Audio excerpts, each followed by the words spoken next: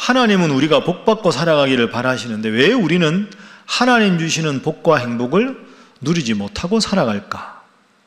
그게 오늘 함께 나누어 볼 주제입니다. 왜 우리가 복받는 삶을 살지 못하는가? 이에 대한 성경의 가장 중요한 대답이 되는 단어가 있습니다. 그것은 죄라는 단어입니다. 그래서 오늘은 우리 인류가 죄를 짓게 된 최초의 사건이라고 할 수 있는 선악과 사건을 통해서 한번 살펴보겠습니다. 자, 선악과 사건. 하나님이 왜 선악과를 두셨는가? 에덴 동산에. 그것은 나를 기억하라 하는 것이 하나님의 뜻입니다. 한번 따라해 보시죠. 나를 기억하라. 자, 다시 한번 우리가 복습을 해볼까요? 우리가 지난주에 말씀을 살펴본 대로 하나님은 우리가 복받고 살아가기를 원하셨습니다. 그것이 창세기 1장 28절에 나옵니다. 화면 보시면 하나님이 그들에게 복을 주셨다. 복받고 인생을 살아가라. 이렇게 말씀하시면서 그 복을 받고 살아가기 위해서 구체적으로 말씀하신 것이 생육하라, 번성하라, 충만하라, 정복하라, 다스리라. 이 5가지 긍정적인 표현을 해주셨습니다. 단 하나도 부정적인 표현이 없습니다. 그러니까 하나님 앞에 복받고 살아가기 위해서 너희들 모두 생육하고 번성하고 땅을 정복하고 땅을 다스리고 모든 것을 너희 소유로 주겠다.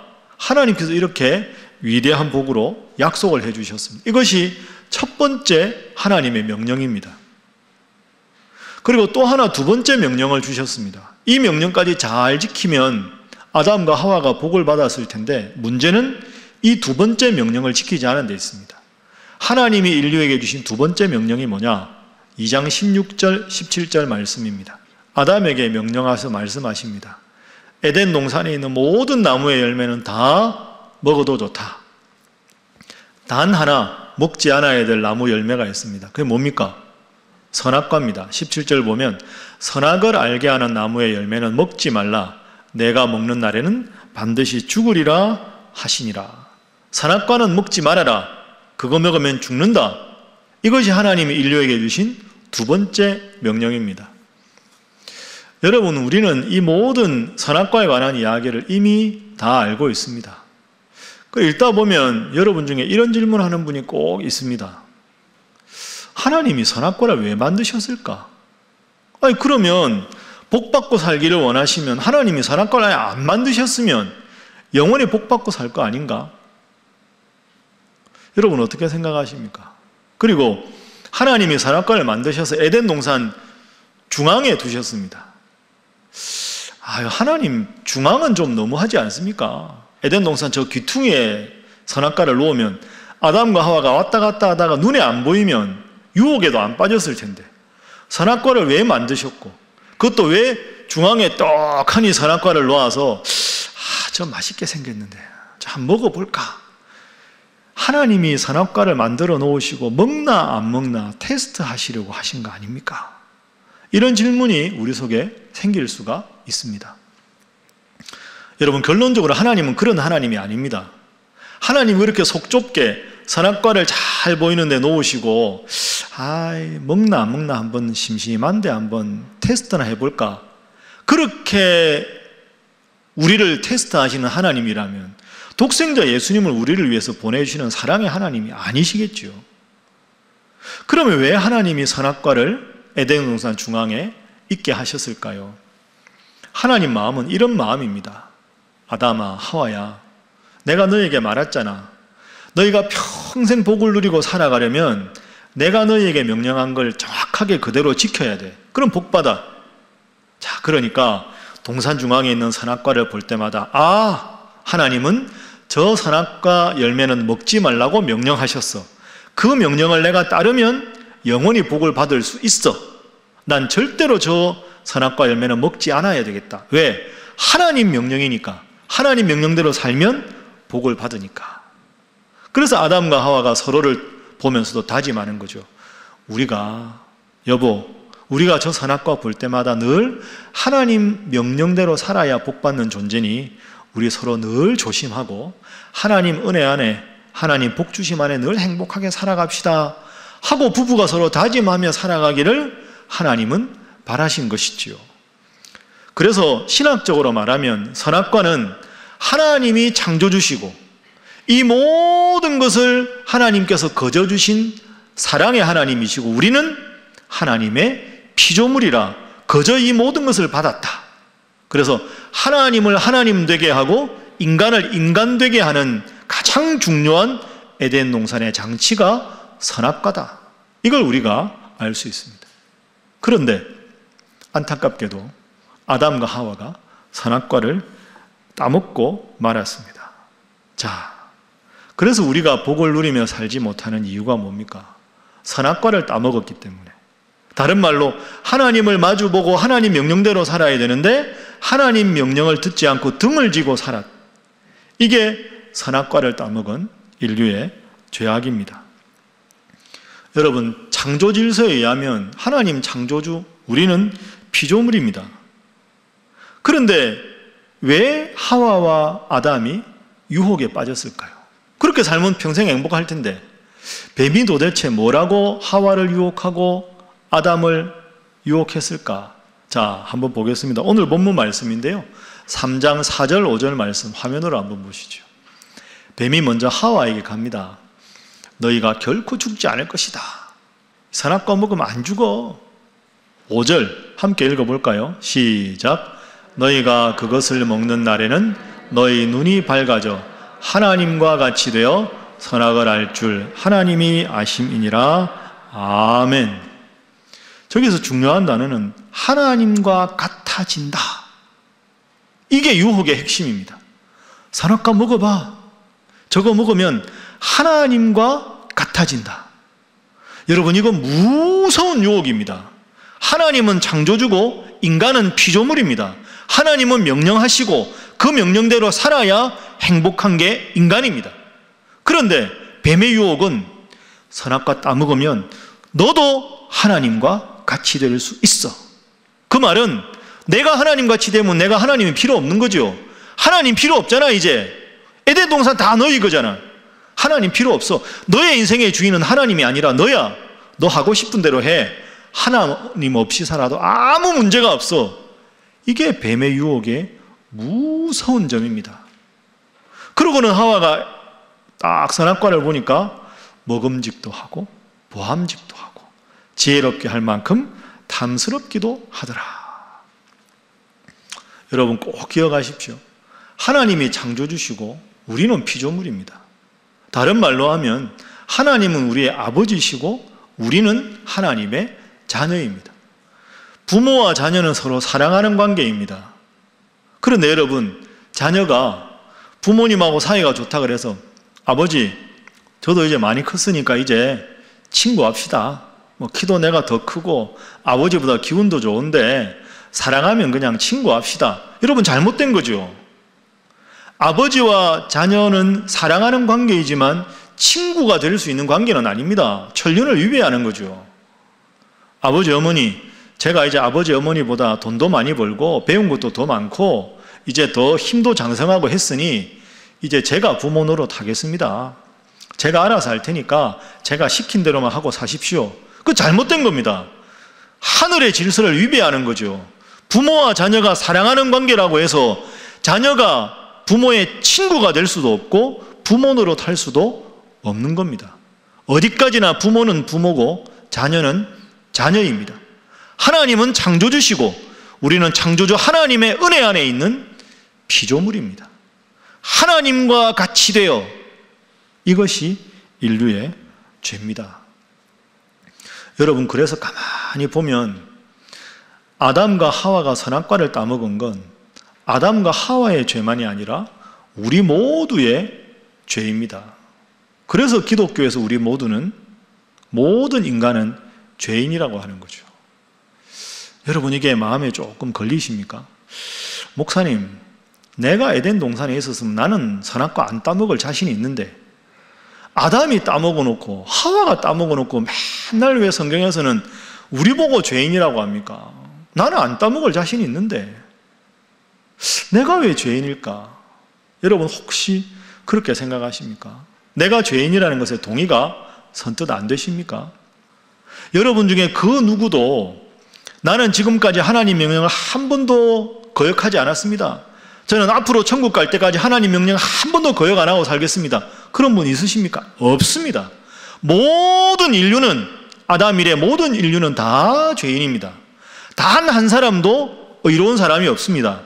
죄를 짓는 양에서는 차이가 나겠지만 하나님의 명령을 단 한 번도 지키지 않은 적이 없다고 자신할 수 있는 의로운 사람은 한 사람도 없다는 의미에서 우리는 다 죄인인 것이죠. 여러분, 하나님께서 어제 선악과를 창조하시고 아담과 하와가 오늘 처음으로 선악과를 본 게 아닙니다. 매일 선악과를 보면서 왔다 갔다 한 거죠. 그런데 뱀의 유혹에 딱 빠져서 선악과를 보는 순간 그 선악과가 달리 보인 겁니다. 내 마음이 달라지니까 선악과가 아주 탐스러운 열매로 다가온 거죠. 금단의 열매냐 탐스러운 열매냐는 내 마음의 상태가 결정하는 겁니다. 나도 내 마음을 어찌할 수 없는 연약한 죄인이 우리들입니다. 그런 의미에서 선악과는 모든 인류가 따먹었다. 아담은 단지 대표자에 불과하다. 우리는 이렇게 해석할 수가 있습니다. 자, 그래서 아담과 하와가 선악과를 따먹었습니다. 이제 이 죄를 지었으니 결과가 어떻게 되었을까요? 안타까운 결과가 세 가지 차원에서 일어납니다. 먼저 인간이 불행하게 되고 관계가 다 단절이 됐죠. 제일 처음에 관계는 하나님과 인간의 관계에 금이 가기 시작합니다. 하나님이 명령하신 것을 아담과 하와가 어겼기 때문이죠. 그래서 죄인인 우리가 하나님 앞에 바로 설 수 없게 되었습니다. 두 번째는 사람과 사람 사이에도 관계에 금이 가기 시작합니다. 아담과 하와 사이에 그렇게 아름다운 관계였는데 처음에 아담이 잠을 자고 있을 때 하나님께서 아담의 갈비뼈를 취해서 하와를 만드셨죠. 그때 아담이 잠에서 일어나서 뭐라고 합니까? 이는 내 뼈 중에 뼈요 살 중에 살이라. 두 사람이 벌거벗었지만 부끄러워하지 않을 정도로 너무 서로를 사랑했습니다. 그런데 뱀이 하와에게 선악과로 유혹을 하고 하와가 따먹고 하와가 자기만 먹은 게 아니라 아담에게 선악과를 주었습니다. 아담이 함께 먹었습니다. 자, 바로 그 상황에서 하나님께서 아담아, 내가 어디 있느냐 물으셨습니다. 그랬을 때 아담이 아차, 큰일 났다. 내가 하나님 명령을 어겼다. 이렇게 생각하죠. 그러면서 자신의 선악과를 따먹은 일에 대해서 하나님 앞에 이렇게 말을 합니다. 자, 3장 12절 말씀을 우리 화면으로 보겠습니다. 함께 읽어봅니다. 시작. 아담이 이르되 하나님이 주셔서 나와 함께 있게 하신 여자 그가 그 나무 열매를 내게 주므로 내가 먹었나이다. 자, 여러분 화면 다시 보시고요.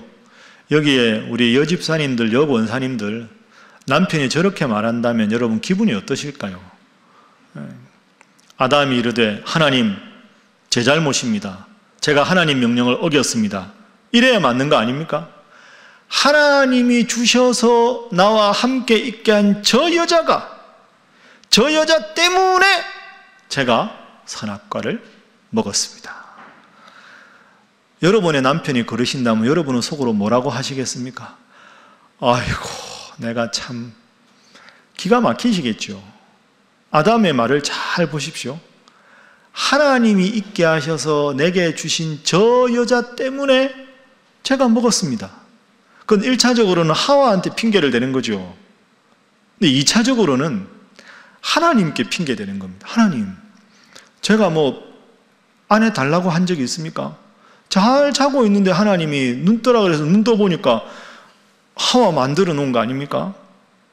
제가 아내를 달라고 한 게 아니라 하나님이 만들어서 저한테 주신 여자가 저를 유혹했으니 1차적으로는 하와 책임, 2차적으로 죄송하지만 하나님도 책임이 없다고 할 수는 없는 거 아닌가라는 생각이 조금 들긴 합니다.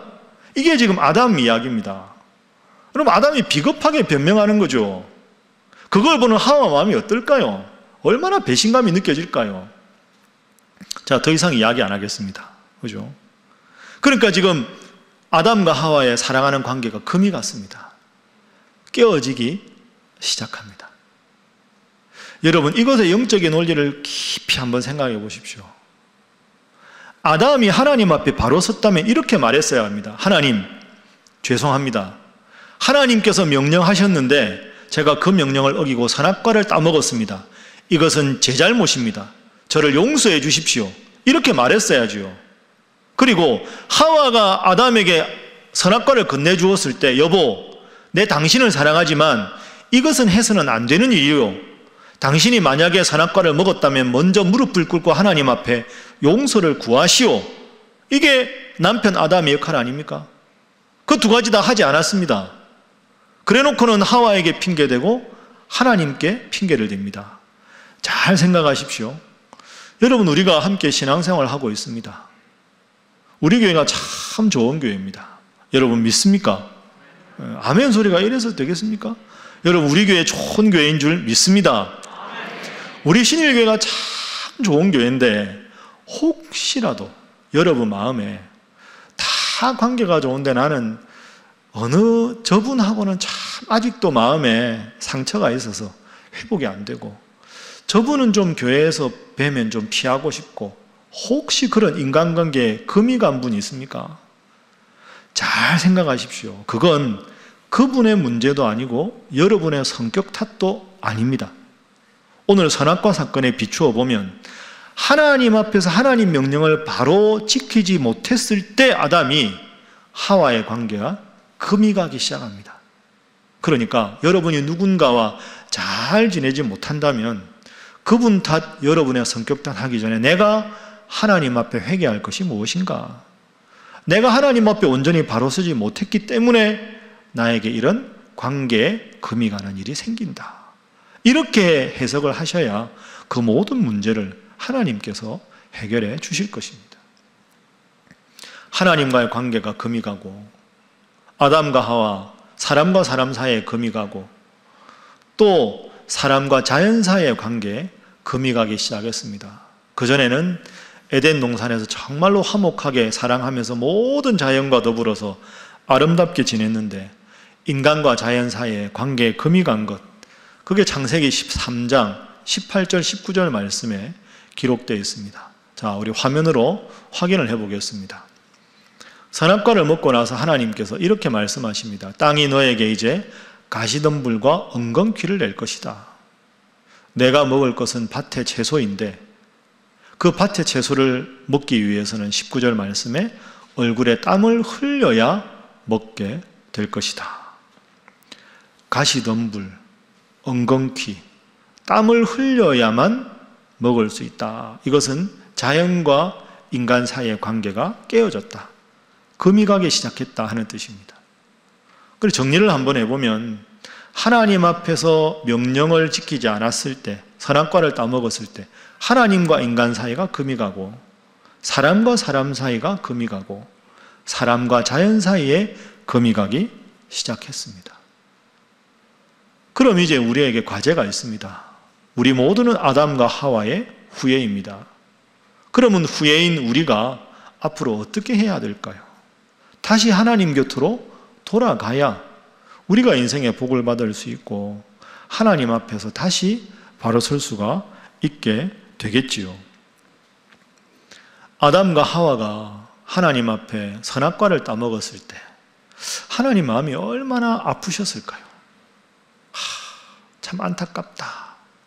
그런 눈으로 아담을 바라보시고 하와를 바라보시지 않았겠습니까? 선악과를 따먹은 다음에 하나님께서 아담에게 질문을 하십니다. 인류에게 하신 최초의 질문, 그게 3장 9절에 나와 있습니다. 자, 우리 3장 9절 말씀 다 함께 읽습니다. 시작. 여호와 하나님이 아담을 부르시며 그에게 이르시되 내가 어디 있느냐. 아멘. 한번 따라하겠습니다. 내가 어디 있느냐. 여러분, 이건 인류에게 주신 최초의 하나님의 질문이면서 우리가 평생 스스로에게 물어야 될 제일 중요한 질문입니다. 내가 어디 있느냐? 저도 늘 이 질문을 스스로에게 합니다. 하나님께서 아담에게 너 어디 있냐? 하나님이 몰라서 그 장소를 물어보시는 게 아니죠. 하나님은 다 아시는 분인데 아담이 어디 있는지 모르겠습니까?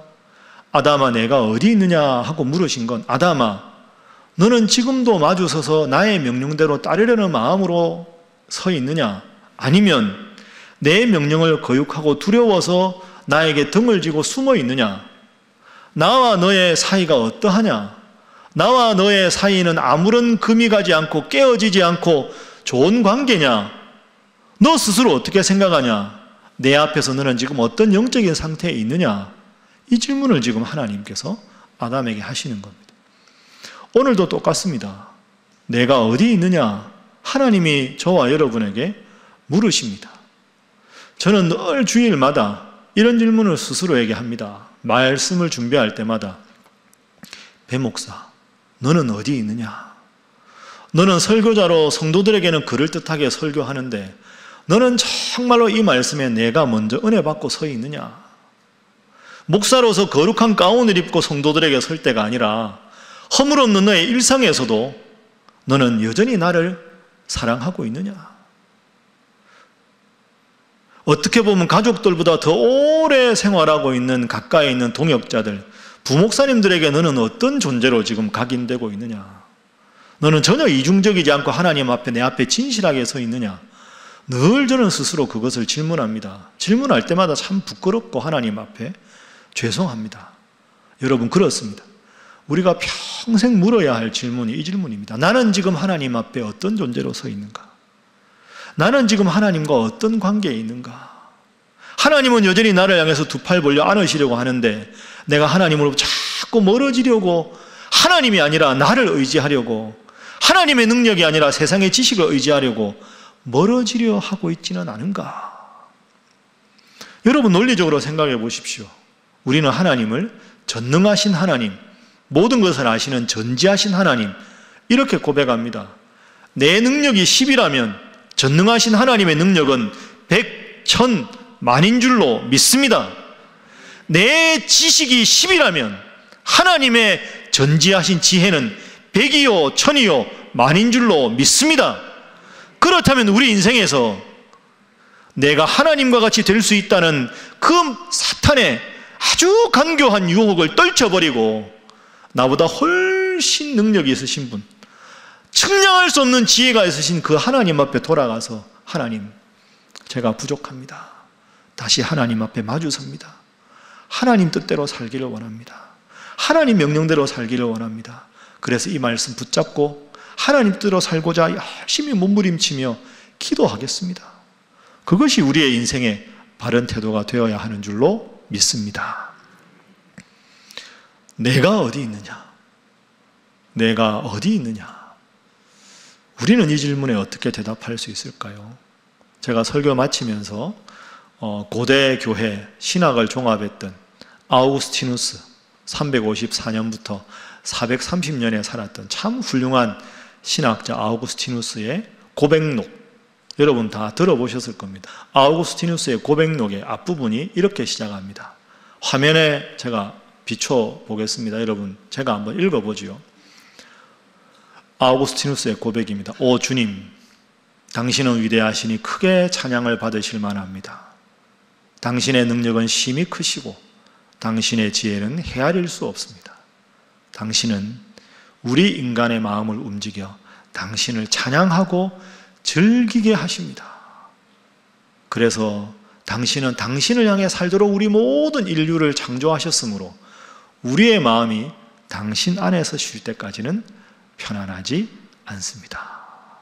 사랑하는 성도 여러분, 어렵고 힘든 시절을 우리가 겪고 있지만 하나님 안에 있을 때만 궁극적인 행복과 평안이 있음을 기억하고 힘들 때마다 말씀으로 위로받고 기도로 하나님께서 원하시는 길을 걸어가셔서 정말로 하나님 앞에 복된 인생, 하나님 앞에 행복한 인생 다시 회복하시는 우리 신일의 모든 성도들이 다 되시기를 주님 이름으로 축복합니다.